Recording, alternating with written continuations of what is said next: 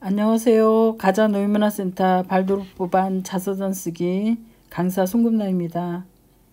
발도르프반 어르신 여러분들 안녕하셨어요? 날씨가 추워졌다 다시 또 따뜻해졌다. 사만사온이 다시 온 것 같아요. 그러나 이런 변덕스러운 날씨임에도 불구하고 우리 어르신들 변이 바이러스에도 대비하셔야 하고 또 건강도 지키셔야 하고 많이 바쁘실 거예요. 또 연말이 되어서 우리 어르신들 또 여기저기 다니셔야 하는데 건강 조심하시고 또 코로나 방역 열심히 잘 하실 줄로 믿습니다. 그럼 오늘은요 15강 사랑하는 사람들에게 무엇을 남기고 떠날 것인가, 이근우 선생님의 글을 가지고 우리 어르신들과 이야기를 나누도록 하겠습니다. 농부들이 봄, 여름을 보내고 가을이 오는 것을 바라보는 것 이상 죽음을 슬퍼할 이유 없다. 자연에 의해 이루어진 모든 것은 좋은 것이다. 죽는 것만큼 자연의 순리에 따르는 일이 또 무엇이 있겠는가. 키케로 노년에 관하여 중에서 본문입니다. 내가 11살 무렵에 할머니께서 돌아가셨다. 할머니의 상여를 따라가면서 나는 줄곧 생각했다. 죽으면 땅속에 묻힐 텐데 그러면 숨은 어떻게 쉴까? 할머니는 땅속에서 얼마나 답답하실까? 내가 도와드릴 방법은 없을까? 답은 없었다. 마침내 관이 내려져 흙이 덮이고 동그란 봉분이 만들어졌다. 나는 슬픔보다는 땅속에 갇힌 할머니를 도와드릴 수 없다는 사실에 우울했다. 엊그제 대학 동기의 부음을 듣고 문득 그때의 막막함이 떠올라 가슴이 답답했다. 우리가 죽음을 두려워하는 이유는 사후 세계에 대한 정보가 전혀 없기 때문이다. 죽었다가 다시 살아 돌아온 사람은 없다. 간혹 죽은 줄 알았는데 다시 심장이 뛰는 사람들이 있긴 하다. 그들 중 일부가 죽음 뒤의 세계에 대해 증언하지만 내가 죽지 않고서야 그 말이 사실인지 확인할 길은 없다. 죽음은 보통 저 세상에 간다고 표현한다. 이사 간다는 개념이다. 그런데 새로 이사가는 집이 판잣집인지 아파트인지 전원주택인지 알 수 없다. 모른다는 것에서 오는 근본적인 불안이 바로 죽음에 대한 두려움의 실체다. 위대한 문호 톨스토이, 작가로서 심연과 같은 인간의 마음을 꿰뚫었던 그도 말년에는 죽음에 대한 공포에 시달렸다. 그는 죽음을 입구가 좁고 안이 깊은 검은 가방이라고 일기장에 적었다. 그 가방 속에는 먼저 세상을 떠난 어머니와 형제들, 자녀 4명이 갇혀 있다고 생각했다. 예수는 어땠을까? 예수는 십자가에 못 박힐 때 죽음에 대한 두려움이 전혀 없었을까? 아니다. 하나님의 아들 예수도 분명 죽음이 두려웠을 것이다. 그러나 예수는 죽음을 선택하지 않고는 달리 방법이 없음을 알았다. 살아서 해결할 수 없다면 아버지 하나님의 뜻대로 하소서가 예수의 생각이었다. 그래서 무거운 십자가를 짊어지고 손바닥에 못이 박히는 엄청난 고통도 감내할 수 있었다. 내가 아는 큰 스님은 암에 걸리자 의사의 옷자락을 붙잡고 살려달라고 했다. 어느 신부님은 사후 안구 기증을 양속해놓고 번복하기도 했다. 혹자들은 이런 성직자들의 모습에 실망하고 노골적인 험담을 한다. 죽음을 두려워하지 않아야 완벽한 사람이라고 여기는 것은 오히려 인간이 죽음에 대해 얼마나 큰 불안을 갖고 있는지를 반증한다. 그러나 인간이면 누구나 성직자 혹은 뛰어난 정신세계를 가진 이라도 죽음에 대한 원초적인 두려움을 갖고 있다. 그 두려움을 넘어서려는 자리에 인간적인 고뇌가 있다. 고뇌가 깊을수록 죽음을 받아들이는 자각 과정을 거친다. 아, 인간이면 누구나 죽는구나. 나도 피할 수 없구나 하고 수긍한다. 죽음에 대한 마음의 준비인 것이다. 이 준비 과정에 나의 의지가 얼마나 들어가느냐에 따라 죽음의 모습과 태도가 달라진다. 내가 생각하는 가장 인간적인 죽음은 솔직한 죽음이다. 아, 정말 무섭다, 두렵다 하면서 죽음을 맞는 것은 부끄러운 일이 아니다. 그러나 죽음의 공포를 이겨내기 위한 자기만의 방법을 찾아내는 것도 의미가 있는 일이다. 이런 죽음의 고뇌가 인간을 더욱 인간답게 하며 남은 삶을 가치 있게 한다. 그 과정 없이 쓰러져 죽어가는 사람이 우리 주위에 얼마나 많은가. 비행기는 고도를 차츰차츰 낮추면서 착륙한다. 그래야 안전하고 부드럽게 착륙할 수 있다. 죽음도 연착륙해야 한다. 두려움과 충격을 줄이고 자연스러운 죽음을 맞이하기 위한 준비가 평소에 이루어져야 한다. 어떤 스님들은 임종이 가까워지면 상자들에게 역대 스님이 어떤 모습으로 돌아가셨는지 알아오라고 한다.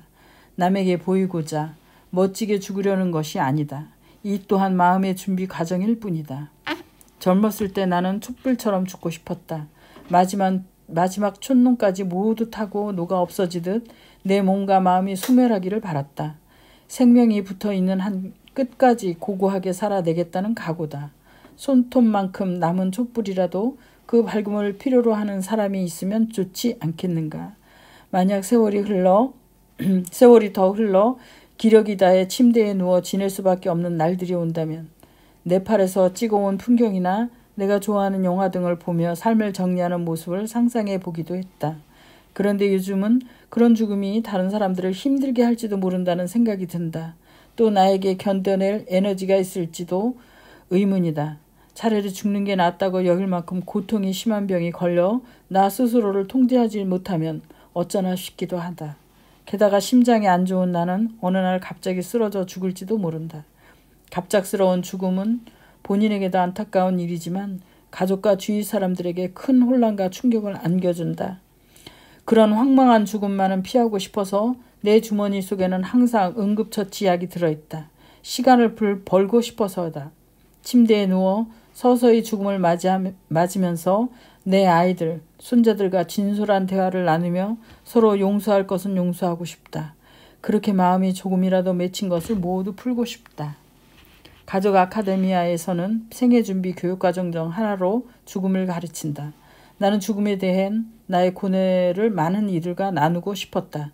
특히 내가 강조하는 것은 죽음을 처음 경험하는 손주들과 이별하는 법이다.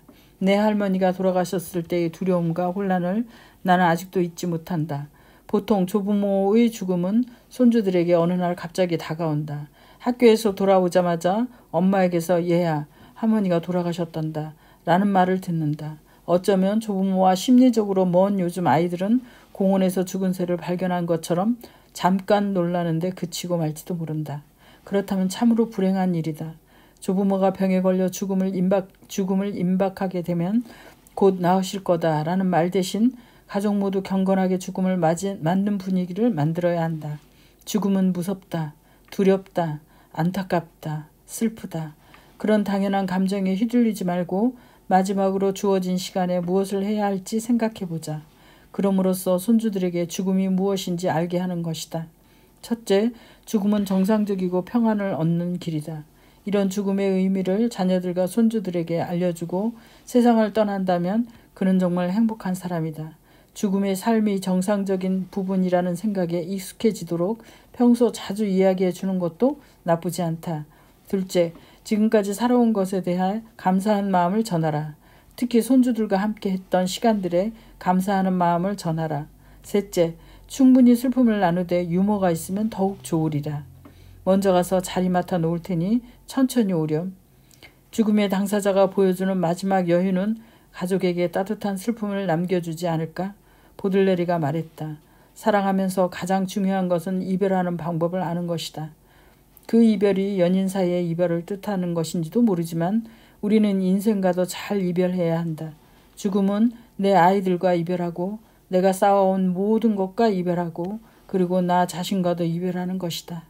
인간이 마지막으로 베풀 수 있는 것은 바로 사랑이다. 아직 죽지 않았다면 사랑을 나눌 시간은 충분하다는 것을 잊지 말자. 예, 올해 2021년 마지막 달인데요. 어르신들과 죽음에 대해서 깊이 이야기를 나누고 싶었고 또 생각해 보고 싶었던 수업 시간이었었어요. 그런데 이제 이것을 이 글로 어르신들과 일단 한번 만나기는 했는데요. 그래도 다시 한번 죽음을 잘 준비할 수 있는 그런 계기를 마련해 보고자 마음가짐을 갖고자 하는 마음에서 우리 어르신들과 다시 한번 이 글을 읽으면서 이야기를 나누려고 합니다. 글감찾기는요, 나의 인생, 삶이 좋았다라고 말하고 떠날 수 있으실까요? 예, 어르신들께서 제가 뵙는 우리 어르신들은 모두 그렇게 생각하시고 또 그렇게 말씀하시고 떠나실 것 같다는 느낌을 저는 항상 받고 있거든요. 정말 치열하게 살아오셨고 또 자녀분들을 정말 너무 훌륭하게 잘 키워오셨고 또 열심히 살아오셨고 또 노년에도 그냥 댁에만 계시지 않고 열심히 또 배우시려고 열심히 문화센터에 오셔서 배우시고 또 나누시고 하시는 모습에서 저는 우리 어르신들이 삶이 좋았다라고 말씀하실 수 있을 걸로 저는 항상 느낍니다.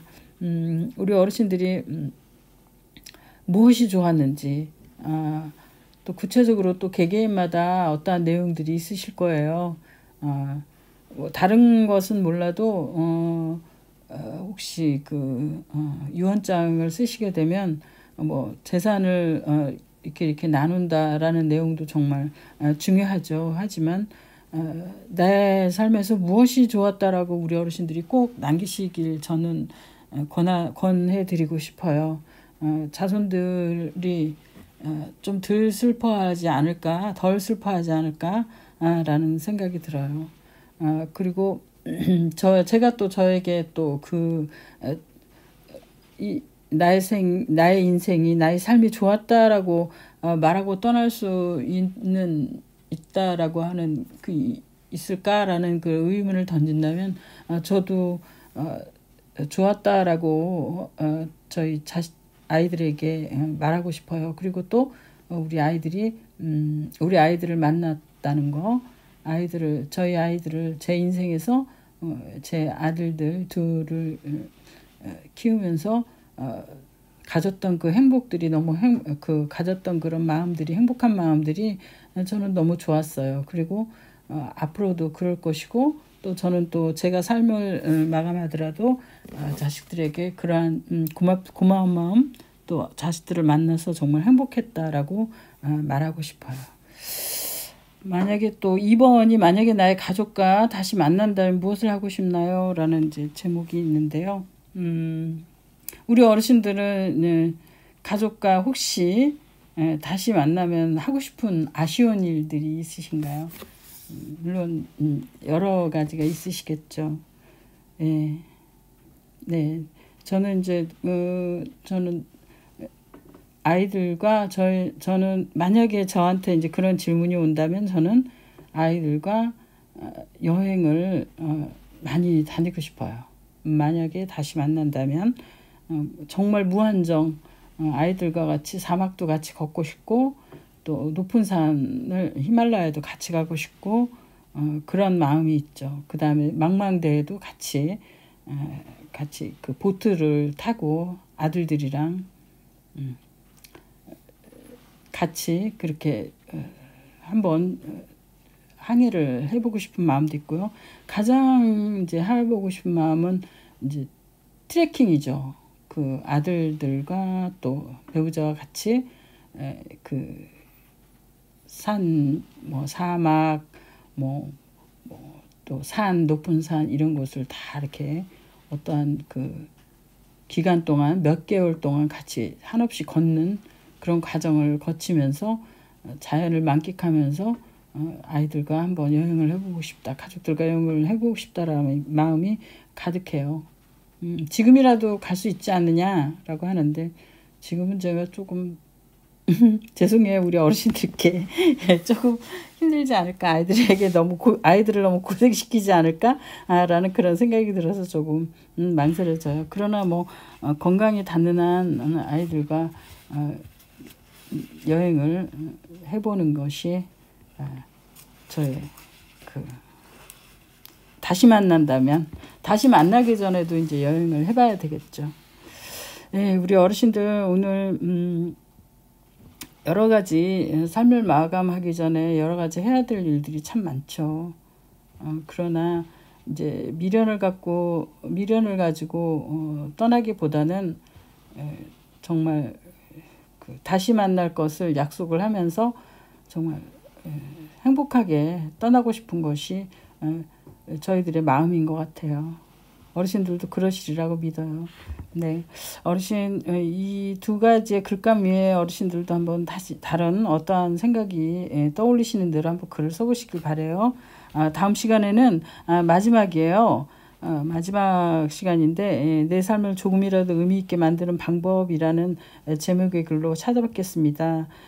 네, 어르신 오늘 감사했습니다. 안녕히 계세요.